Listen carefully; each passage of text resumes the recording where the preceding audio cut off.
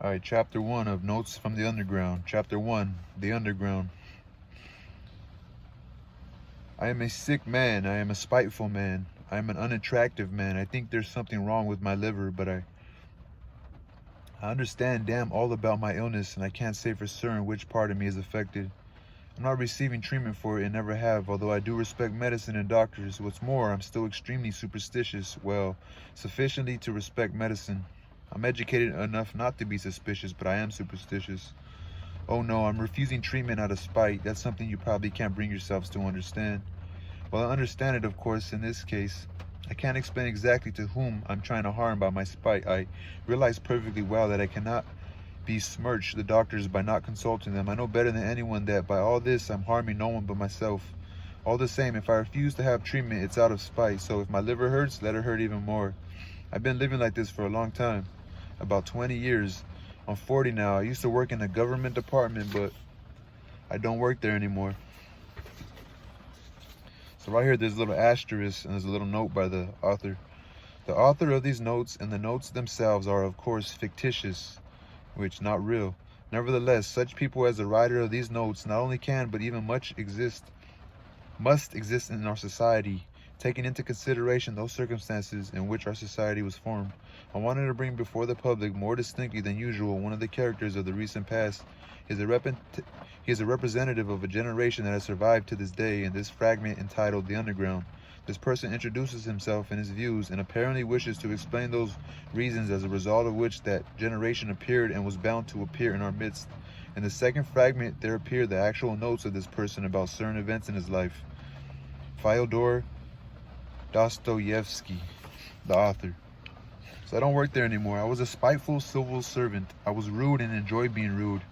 You see, I never took bribes, so I had to compensate myself in some way. That's a rotten joke, but I don't intend striking it out. I wrote it down thinking it could come across very witty, but now that I've seen that I only wanted to do a spot of vulgar bragging, I shall let it stand on purpose. Whenever people came in with their petitions to the desk where I sat, I would snarl at them, and I felt inexhaustible pleasure whenever I succeeded in upsetting someone. And I was nearly always successful. For the most part, they were a timid bunch. We all know what people asking for favors are like. But among those fops, there was one particular officer who I just couldn't stand. He simply wouldn't be brought to heel and had a nasty way of rattling his saber. For 18 months, he and I waged war over the saber. In the end, I triumphed. He stopped the rattling. However, this happened when I was still young. And do you know, gentlemen, what was the main point of my malice? Well, the main point, indeed, the crowning nastiness, was that even during my most splenetic moments, I was constantly shamefully aware that not only was I not seething with spite, but that I wasn't even embittered and was merely scaring sparrows in vain. For my own amusement, I might from at the mouth, but just bring me some kind of toy, give me a cup of tea with sugar, and most likely I'd calm down or even be deeply touched, although I'd be ashamed. I'd be so ashamed. I would most certainly grumble at myself afterwards and suffer from insomnia for several months. I've always been like that. Well, I lied about myself just now when I said I was a spiteful civil servant. I lied out of spite. I was simply having a little fun with these petitioners and the officer, as in fact I could never really be spiteful. I was always conscious of the abundance of elements within me that were diametrically opposed to that. I felt that they were literally swarming inside me, those warring elements. I knew that they had been swarming there all my life, begging to be set free, but I wouldn't set them free. Oh no, I wouldn't. I deliberately wouldn't set them free. They tormented me until I felt ashamed. They brought on convulsions, and in the end, they bored me. Or how they bored me. So don't you think, gentlemen, that I'm repenting of something to you, asking you to forgive me for something? I'm certain that's what you think, but I assure you that it's all the same to me if that's what you're thinking. Not only did I not become spiteful, I never even managed to become anything, neither spiteful nor good, nor a scoundrel nor an honest man, neither a hero nor an insect. And now I'm living out my life in my corner and teasing myself with the spiteful and utterly worthless consolation that an intelligent man cannot make himself anything, and that it's only fools who manage to do that.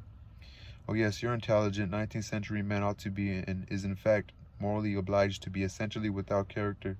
A man of character, a man of action, is primarily a very limited creature. That's my conviction as a 40-year-old. Yes, I'm 40 now. Mind you, 40 is an entire lifetime. It's extreme old age. To go on living after 40 is unseemly, vulgar, and immoral. Who lives longer than 40? Give me a straight, honest answer. I'll tell you who does. Fools and rogues. I shall tell all those vulnerable men, or venerable men, all those hoary-haired, sweet-smelling worthies that to their faces. I shall tell the whole world to its face. I have the right to talk like this, since I myself shall live to be 60. I'll live to be 70, to be 80. Now wait a moment, let me get my breath back. You're probably thinking, gentlemen, that I want to make you laugh. Well, there you're mistaken too. I'm not in the least the jolly type you think I am, or perhaps may I think I am. If, however, you find all this chatter irritating, and I can sense that you are irritated and are thinking of asking me who I am exactly, I'll give you this answer. I'm just an ordinary collegiate assessor. I worked in the civil service in order to earn my bread, but solely for that reason, and when a distant relative left me 6,000 rubles in his will last year, I resigned immediately and settled down in my little corner. I did live for a little while in this corner before, but now I've taken up permanent residence in it. My room is cheap and filthy.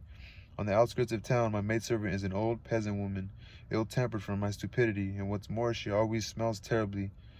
I'm told that St. Petersburg climate is bad for me now, and that with my paltry means, it must be very expensive living in St. Petersburg.